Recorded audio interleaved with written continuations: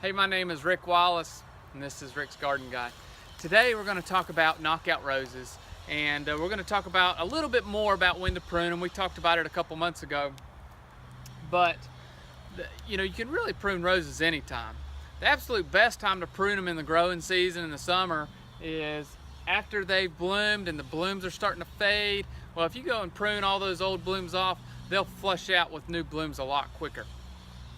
But typically the rule is you want to prune down to the first 5 big healthy leaves on a branch.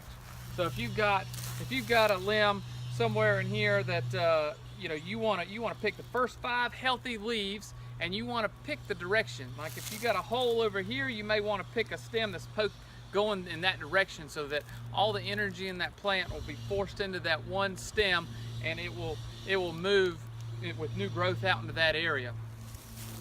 So you can do it by hand, that's one way, but roses are so incredibly hardy.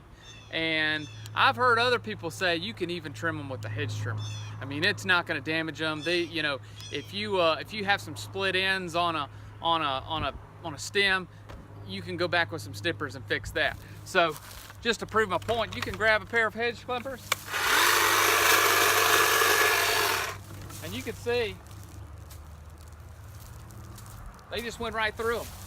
So we typically don't do it that way, but if you're in a hurry and everybody's busy, you can do that. And then if there's a couple broken stems that are just a little bit cracked on the end, you can just get a pair of hand clippers and go through and clip them.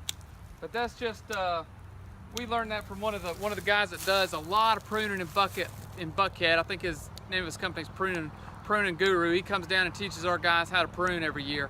And he said on some of his properties that have thousands of knockouts, they just get a hedge trimmer and just go through them and then go back and snip them with this. So thanks for watching. I hope you have a great week.